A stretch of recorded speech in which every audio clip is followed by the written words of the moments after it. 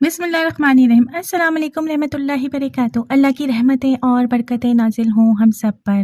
محترم ناظرین، آج اس ویڈیو میں آپ دیکھیں گے کہ جب کربلا میں امام حسین کو شہید کیا گیا، اس کے بعد زینب بنت علی نے دمشق میں یزید بن معاویہ کے دربار میں ایک ایسا خطبہ دیا جس کو سن کر سب لوگوں پر لرزہ طاری ہو گیا۔ یہ خطبہ سننے کے لیے ویڈیو کو اینڈ تک ضرور دیکھیں۔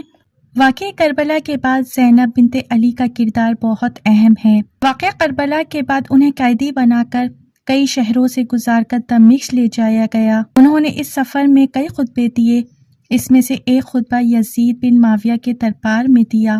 ان کے دیگر فصاحت و بلاغت سے بھرپور خطبات کی طرح ان کا یہ خطبہ بھی بہت مشہور ہے، جس نے یزید کے دربار پر لرزہ طاری کر دیا۔ یزید کی محفل میں جب بی بی زینب علیہ السلام کی نظر اپنے بھائی کے خون آلودہ سر پر پڑی تو انہوں نے جو غمناک آواز میں فریاد کی جس سے سب لوگوں کے دل ہل گئے۔ آپ نے فرمایا تھا، اے حسین، اے محبوب خدا، اے مکہ و مینہ کے بیٹے، اے فاطمہ زہرا کے بیٹے، اے محمد مصطفیٰ صلی اللہ علیہ وآلہ وسلم کی بیٹی کے بیٹے۔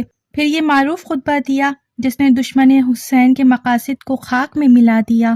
راوی اس خطبے کو نقل کرتے ہوئے کہتا ہے کہ خدا کی قسم، بی بی زینب کی آواز سے وہ تمام لوگ رونے لگے جو یزید کے دربار میں بیٹھے ہوئے تھے، اور یزید اس طرح خاموش بیٹھا ہوا تھا جس طرح اس کو کوئی سانپ سونگھ گیا ہو۔ یزید نے خضران کی لکڑی لانے کا حکم دیا۔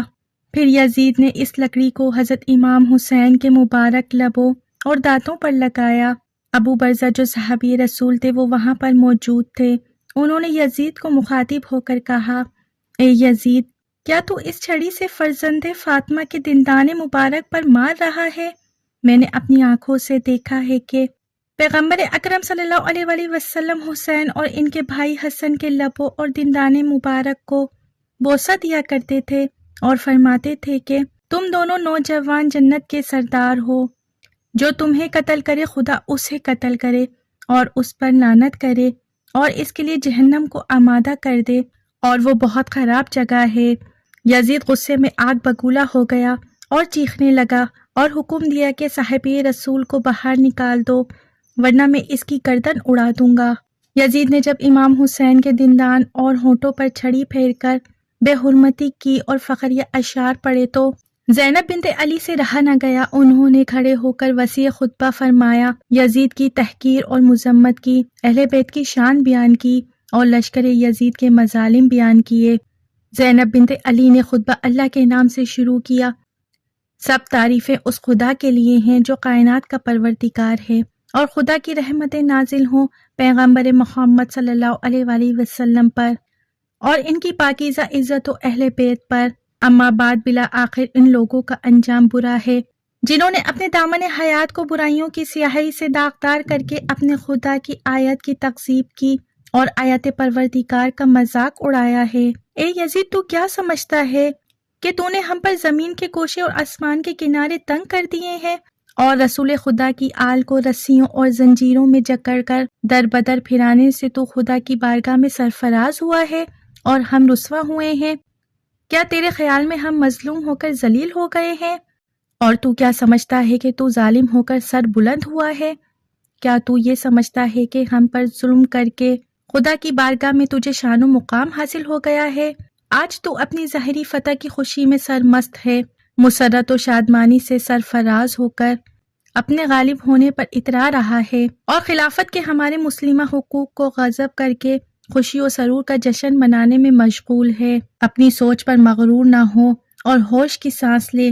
کیا تو نے خدا کا یہ فرمان بھلا دیا ہے کہ حق کا انکار کرنے والے یہ نہ سمجھیں ہم انہیں مہلت اس لیے دیتے ہیں کہ وہ گناہ میں زیادتی کریں اور ان کے لیے خوار کرنے والا عذاب ہے؟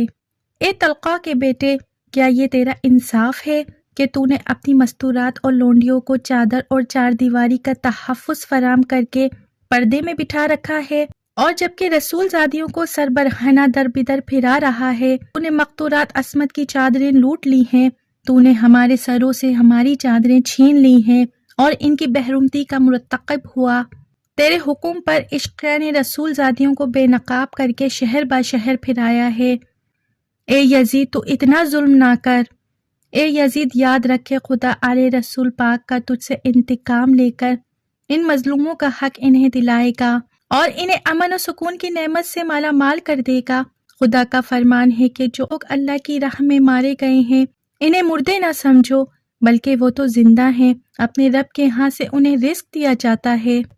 مگر افسوس کی بات تو یہ ہے کہ شیطان کے ہم نوا اور بدنام لوگوں نے رحمان کے سپاہیوں اور پاک باز لوگوں کو مار ڈالا، اور ابھی تک اس شیطانی ٹولے کے ہاتھوں سے ہمارے پاک خون کے قطرے ٹپک رہے ہیں۔ ان کے ناپاک دہن ہمارا گوشت چبانے میں مصروف ہیں۔ ان پاک باز شہیدوں کی مظلوم لاشوں کے ارد گرد گھوم رہے ہیں اور جنگل کے نجس ترندے ان پاکیزہ جسموں کی بحرمتی کر رہے ہیں۔ تو یزید جتنا چاہے مکر و فریب کر لے اور پھر کوشش کر کے دیکھ لے، مگر تجھے معلوم ہونا چاہیے کہ تو نہ تو ہماری یاد لوگوں کے دلوں سے مٹا سکتا ہے اور نہ ہی وحی الہی کے پاکیزہ اثار محو کر سکتا ہے۔ ہماری یاد لوگوں کے دلوں میں ہمیشہ رہے گی۔ تو یہ خیال خادم اپنے دل سے نکال دے کہ ظاہر سازی کے ذریعے ہماری شان و منزلت کو پا لے گا۔ تو نے جس گھناؤنے جرم کا ارتکاب کیا ہے اس کا بدنما داغ اپنے دامن سے نہیں دھو پائے گا۔ تیرا نظریہ نہایت کمزور اور گھٹیا ہے۔ تیری حکومت میں گنتی کے چند دن باقی ہیں، تیرے سب ساتھی تیرا ساتھ چھوڑ جائیں گے، تیرے پاس اس دن کی حسرت و پریشانی کے سوا کچھ بھی نہیں بچے گا جب منادی ندا کرے گا کہ ظالم و ستمگر لوگوں کے لیے خدا کی لعنت ہے۔ تو اس دن تو کہاں جائے گا بدبخت، تو کیسے بچ پائے گا اللہ کے عذاب سے؟ تو محترم ناظرین، یہ تھا بی بی زینب کا خطبہ جو انہوں نے یزید کے دربار میں دیا۔ اللہ تعالیٰ تمام شہدائے کربلا کے درجات بلند فرمائے۔ اللہ تعالیٰ ہمیں بھی ایمان کی دولت سے مالا مال کر دے۔ محترم ناظرین، امید کرتی ہوں کہ میری آج کی ویڈیو آپ کو ضرور پسند آئی ہوگی۔